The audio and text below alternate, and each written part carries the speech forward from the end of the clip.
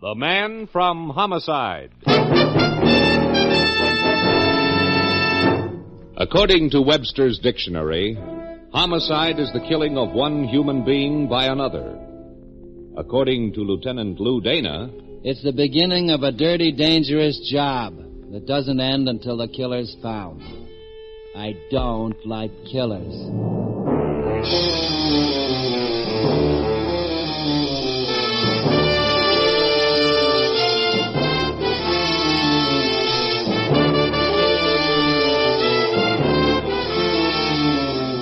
Every week at this time, the American Broadcasting Company presents transcribed the star of stage and screen, Dan Duryea, as Lieutenant Lou Dana, the Man from Homicide.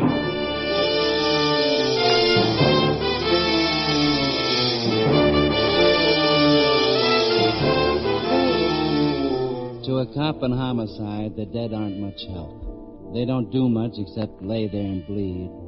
After they've bled enough, they die and get cold. And unless you get on it, the trail of the killer gets cold, too. Every second from the moment of the violent act on, the trail of the killer gets colder and colder. She wasn't cold when I got to the ladies' lounge of the local theater. She was still warm and beautiful. No, she wasn't cold, but she was all through bleeding. They bleed out fast with a wrist cut. Her identification said she was Lucille Forbes. I wondered who killed her. She didn't seem to care, the dead being pretty much unconcerned with how they got that way. Looks to me like you got the killer's name right on that card, Lou. Meaning? Lucille Forbes. Why? Oh, slashed wrists. Probably broke up with her boyfriend. She sure did, Pappy. The hard way. Well, it happens. Boyfriend gives her a sweet line. She finds out it wasn't for real. Can't take it. Suicide. Not this time. Oh, how come not? You'll never get on the radio, Pappy, not as a private eye. No? I bet I could replace the fat man. Stick of gum, Pappy? Now, you've seen people die violently, Dave. Well, so? They don't do it gently, even if they want to die. They lose consciousness, and then the death spasms start. The blood doesn't run out of the wrists in two neat pools. It spatters things up. Oh, yeah, I see. And she didn't cause no fuss. Well, what's it mean? Only one way she could die that easy, with her wrist cut. Yeah? Drugged. Have the lab boys run a test.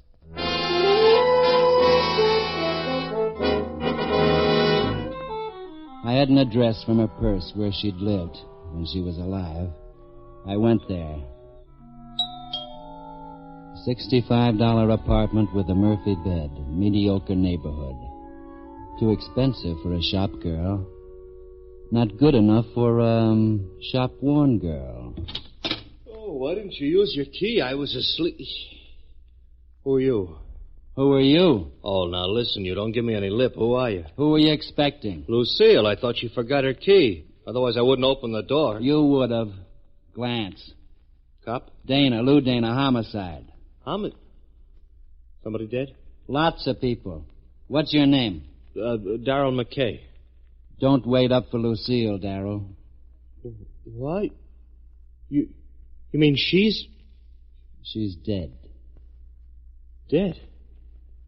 Oh, gee, Oh, you're kidding, aren't you? Because I got better material for comedy. She's dead. Somebody killed her? Maybe.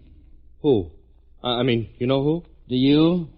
Oh, Where listen. were you, say, at 9 o'clock? The circus. I hear it's in town. How long? For a week, I think. How long were you there? Oh, well, I just got back here maybe 40 minutes ago. You see, she told me to come in and wait in case I got back first, and this was only our third date. And your fourth one is still with me, at headquarters. It occurred to me that the boyfriend would hardly have much motive for murder if he'd only known her a week, and he'd be the kind of a guy who'd have to have motive. Not a psycho, this guy. I had the boys start a check to find out if he was lying. I was afraid he wasn't. Dave came in with a report from the autopsy. Cause of death? Loss of blood due to slashed wrists. Yeah. Afraid that shoots your theory, son. The cause of death may have been loss of blood, all right, but what was the cause of the loss of blood? Never mind. Let's see the report. Yeah, sure. You know, I still think I'm right. Jilted girlfriend can't take it. Suicide. You didn't read far enough in this report, Pappy. Huh? Listen. While immediate cause of death has been determined as being due to severe loss of blood, Yeah? tests of the victim's stomach show strong concentrate of phenol in sufficient quantity to invoke extremely deep sleep bordering on coma. See what I mean? Yeah, but sleep and death, that's two different things, Lou. But related, maybe. How do you figure? A person who's sound enough asleep might not object too much to being murdered. This is so pat, Lou. Now I tell you. Jilted girl. Jilted, maybe.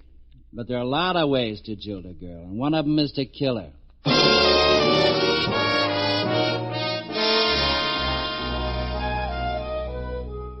At the end of the second day, the routine began to sift out. The boyfriend seemed clear. We had it from the landlord that Lucille Forbes had taken the apartment only a week before. Darrell McKay, the boyfriend, had a bachelor up on the floor above. The check on the girl wasn't going so well. I'm telling you, Lou, that girl was a gypsy. Meaning? Always on the move. Before the last place, she lived on Harper Street, 2 weeks. Before that, a middle-class hotel up on the Heights. Out of town for a month before then, and then 2 months in a place in the 50s out on Carlisle. How transient. Nobody at any of these places knew her much. She seemed to stay alone most of the time. Had a few boyfriends, nothing on any of them. Who was she, Dave? Well, I can't find out. Like I said, Lou, nobody knew her. Papers have run stories on her, haven't they? Sure. Anything? Nothing. Now, what about that boyfriend? No, he's got Ringling Brothers for an alibi. Any of the papers run pictures? No. We couldn't find any. Except for that post-mortem stuff, and that's never any good for identification. No, but without pictures, one thing is obvious. Yeah, what? Phony name. Otherwise, friends or relatives would have made inquiry from the news breaks. Seems like. Better check missing persons. Yeah. Dana here. Yeah, that's right. Sure, shoot. What? When? Great. Get it over here right away. Yeah, maybe the break we've been waiting for, thanks. What? The mailman. Huh? I hear he always rings twice. This time maybe once will be enough. Will you please talk sense? The boys we had on the apartment, they picked up a letter. Yeah, for who? For Lucille Forbes. They're bringing it over right away. Yeah, probably a bill. Maybe, and maybe not. Also, maybe it'll have a return address.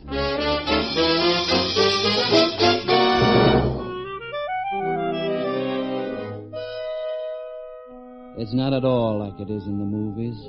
Cops in homicide aren't storybook sleuths who walk in and break cases by master deduction. No, in homicide you wait.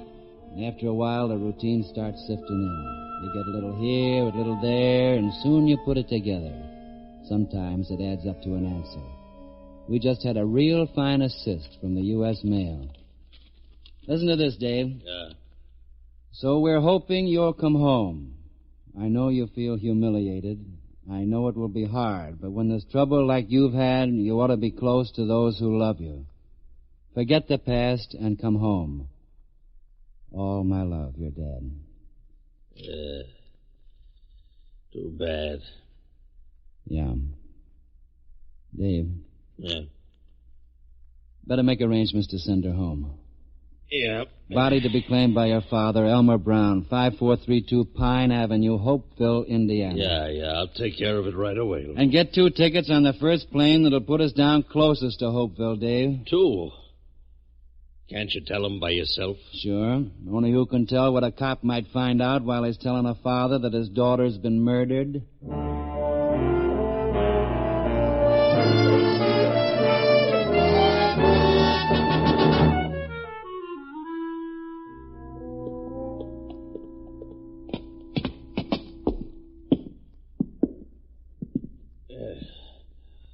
Well? It's a lousy job. Yeah. Gotta be, though. Want me to knock? Sure. Yeah.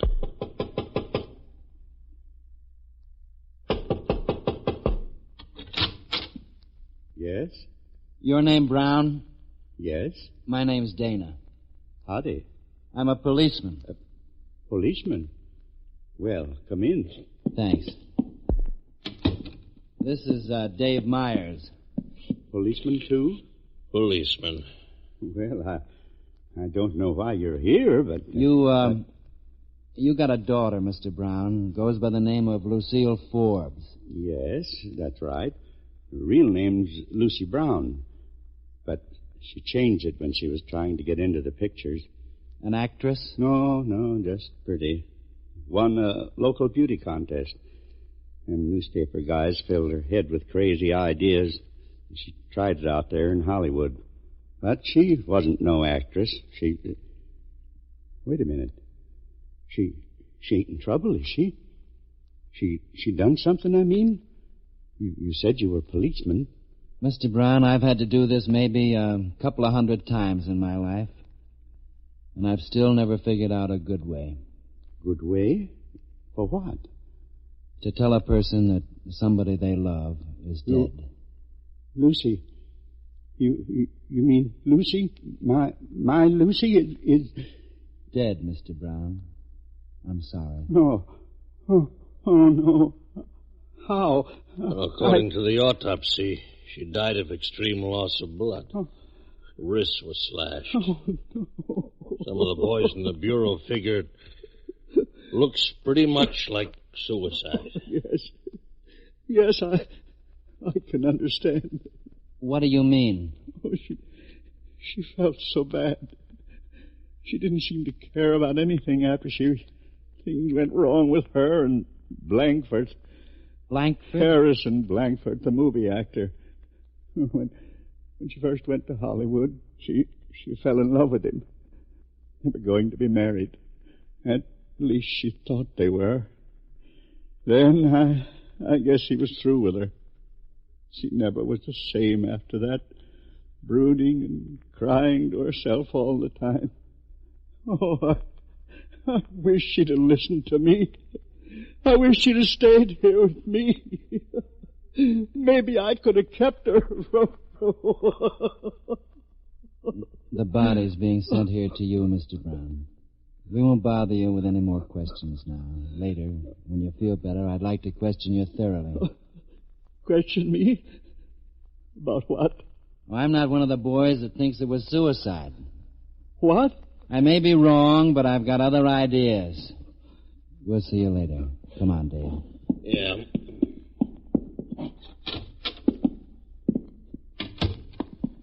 Well, son, looks like I was right. Even the father thinks so. But I don't. Well, what are you going to do now? I thought we might take a little trip to Hollywood. I wouldn't if I were you. Why not? Oh, you'll never make an actor, son. Oh, don't be so sure. I might get a part playing a hard-boiled cop. Too much competition. Like who? Oh, Cagney, Bogart, Duryea. You'd never stand a chance against them. Oh, I don't know. They're not so great. Anyhow, I still want to go to Hollywood. Why? I want to know how long it's been since Harrison Blankford saw Lucille Forbes and why he threw her over.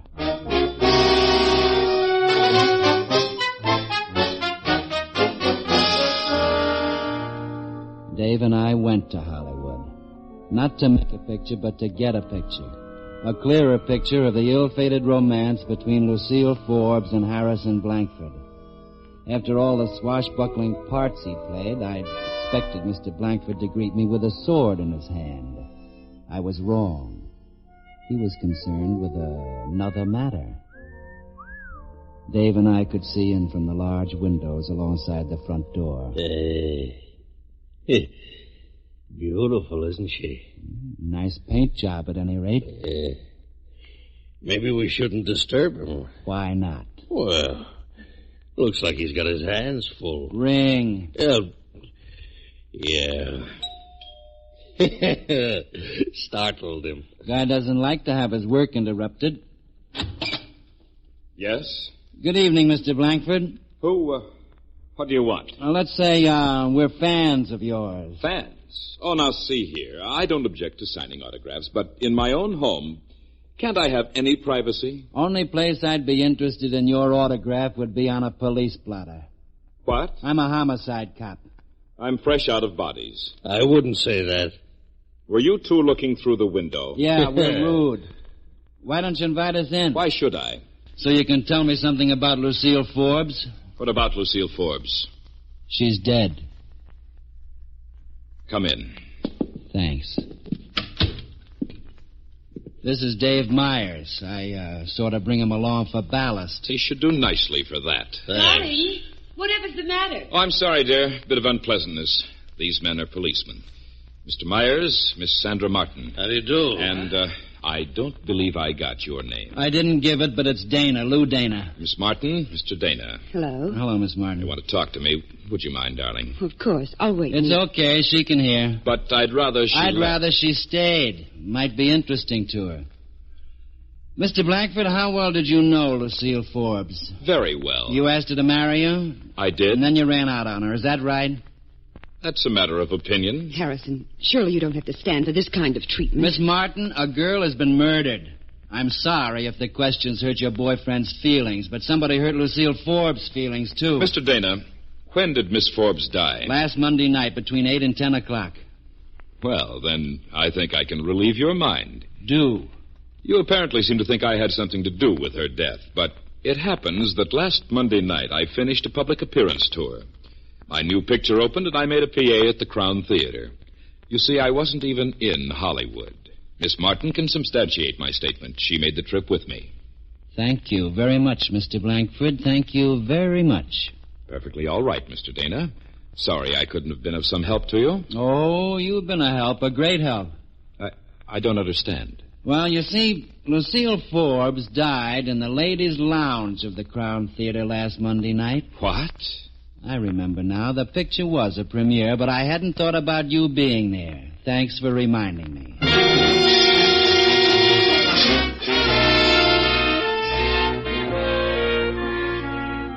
We parked half a block down the street. 3 hours. Nothing. Dave ran true to form. 20 minutes after we stopped, he was in the arms of Morpheus. He had a smile on his face. It occurred to me that he probably figured he was in the arms of Sandra Martin. I envied Dave. My trouble was that I couldn't sleep well with a death on my mind. After a while, the yard lights went on at Harrison Blankford's house. I woke up Dave. Dave! Wake up. Wake up. We're getting action.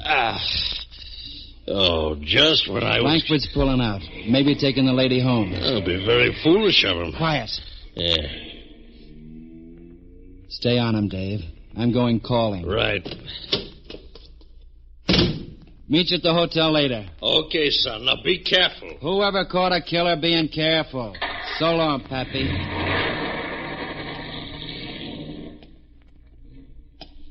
It was a real nice neighborhood. Movie colony stuff. Well-groomed lawns, rich houses. A long way from a girl dying in the public lounge of a movie house. But murder isn't conscious of neighborhoods. Naturally, Blankford's door was locked. I got a thing for locks. The fourth one fitted. I felt more at home with Blankford gone. Where do you look? In a house this big, where do you look when you don't know what you're looking for? I started at the desk. Harrison Blankford was an orderly man.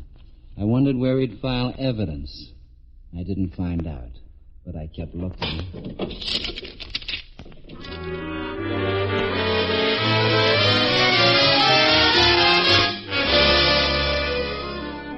I had a good hour and a half. I knew Harrison Blankford pretty well by then, but useless information. I didn't know any more about Lucille Forbes' killer. Then I found it. I opened an old memento book and found it. Marriage license. Lucy Brown to Henry Forbes. Yuma, Arizona, October 12, 1950. It had pictures of flowers and angels around the border. And at the bottom it said, until death do us part.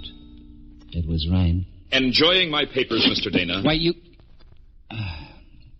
You surprised me. Your man didn't know the streets very well. I was able to lose him. How fortunate for you. And unfortunate for you, Mr. That's Dana. a matter of opinion, Mr. Ford. I see you found the marriage license. Yeah, explains a lot of things. Secretly married to Lucille Forbes, in love with Sandra Martin. Lucille wasn't giving you a divorce. Lucille is murdered in a theater where you were appearing. She's dead, you're free.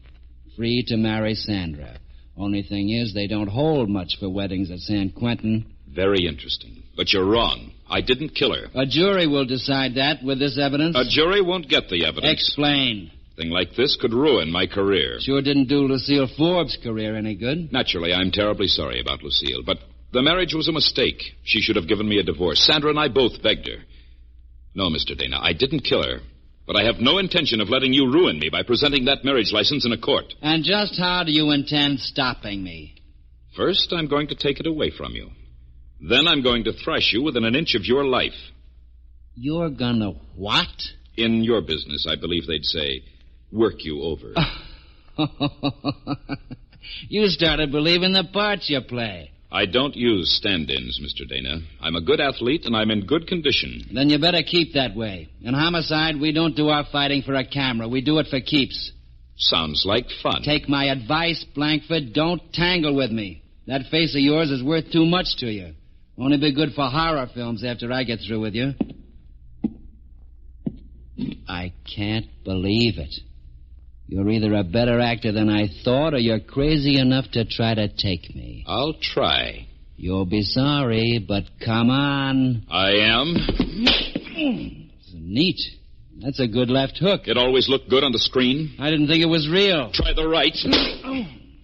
Looks like business. Okay, we get a few lessons in homicide, too. No, you... No.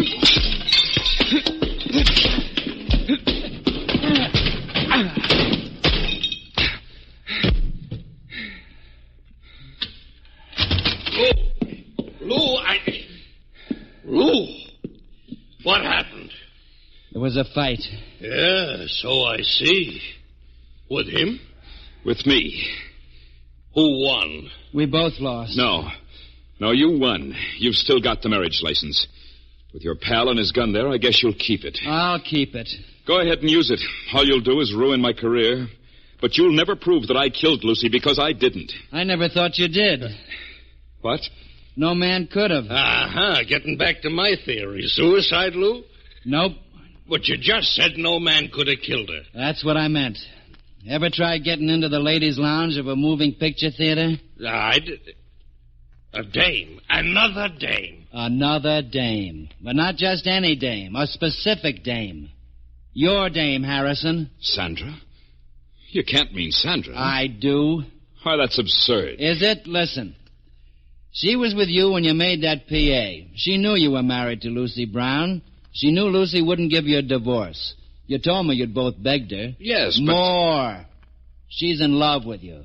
You promised to marry her when you're rid of Lucy, right? Well, yes, but that... Well, you're rid of Lucy. She saw to that. You're only guessing. Maybe, maybe not. But my guesses are usually right. Now let's all go over to her house and see if her guesses are right.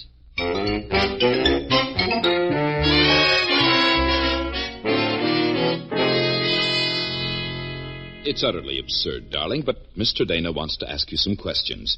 It's about... I'll tell her what it's about. Murder, Miss Martin. Know anything about murder? I don't know what you mean. Okay, I'll draw you a blueprint. The murder of Lucy Brown in the ladies' lounge of the Crown Theater. Are you insinuating that I would know anything about it? Just who did it, that's all. Mr. Dana, you're ridiculous. And you're a killer. I don't like killers. You better have some proof for such accusations. How's this? Ever take sleeping pills, Miss Martin? Sometimes. Why? Look around, Dave. See if you can find any. Right, son. You needn't bother. There's half a bottle in my medicine chest. And where's the other half? I've taken them over a period of weeks. You took them or you slipped them to Lucy Brown? How could I? You were with Blankford for that PA at the Crown Theater. Now listen. Early in the evening, you went to see Lucy. You asked her again to divorce him. She refused. You had coffee together. You doped hers. Then you tailed her. She went to the Crown Theater for another look at the man she loved. Sometime during the evening, she got sick and drowsy. She went to the lounge. It'd be empty. People wouldn't pay top price to see Harrison Blankford in person and spend their time in the lounge. Inside, she passed out into a deep sleep. You slashed her wrists to make it look like suicide. Only you slipped up. Sandra, of course I don't believe any of this, but tell him that... Be quiet, Harrison. He's bluffing. Am I? You smoke, Miss Martin? Certainly. I thought so. Ever see this, Mr. Blankford? Cigarette case? Elgin American. Pretty, isn't it? You've seen it before, haven't you? On the inside, there's some engraving. Real intimate kind. It just says from H to S. Could that mean from Harrison to Sandra? Yes, I gave it to her. You admit it's yours, Miss Martin? Yes, it's mine. It is mine. What of it? I found it lying alongside Lucy Brown's body. It was a little way off, so it didn't get any blood on it. Not nearly as much as you got on your hand, Sandra. Oh, no. Not nearly as much of her blood as ran out on the floor. Oh, Not no. nearly. All right. I did it. I killed her. I killed her, and I'm glad. She was trying to keep him from me. I killed her. I killed her. Sandra. That's a pretty good confession. 3 witnesses. Well, Pappy, what do you think of your suicide theory now? Well, Lou, it wasn't fair. You didn't tell me about finding that cigarette case beside the girl's body. I didn't find it there. What? I found it between the sofa cushions when I was going through your house, Mr. Blankford. I put it in my pocket. I thought it might come in handy. I think it did.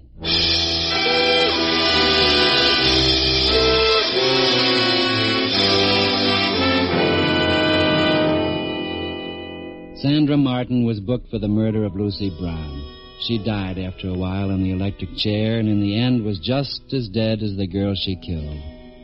Harrison Blankford, a matinee idol with a walloping left hook, would go on making pictures and be more popular than ever with women because one woman had killed another woman for his affections. And Lucy Brown would be buried in a plot of ground in Hopeville, Indiana. They might put on her tombstone that this little girl with stars in her eyes found out that in Hollywood they paint him on blue canvas.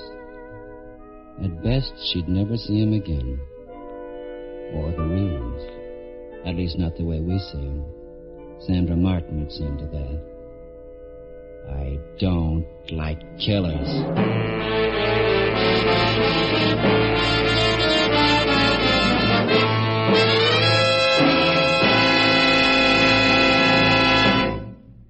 You have just heard another transcribed program in a series starring Dan Duryea as the Man from Homicide, with Larry Dobkin as Dave. Mr. Duryea can soon be seen starring in Chicago Calling. In tonight's cast, you heard Ralph Moody as Mr. Brown, Kay Stewart as Sandra, and Howard Culver as Blankford. Music was by Basil Adlam.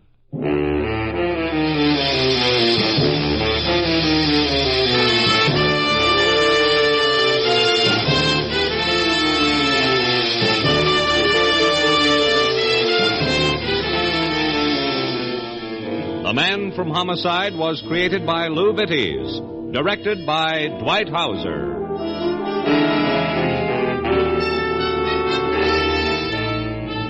Be with us again next week, same time, over most of these same ABC stations to hear Dan Duryea as the Man from Homicide. Orville Anderson speaking. This program came to you from Hollywood.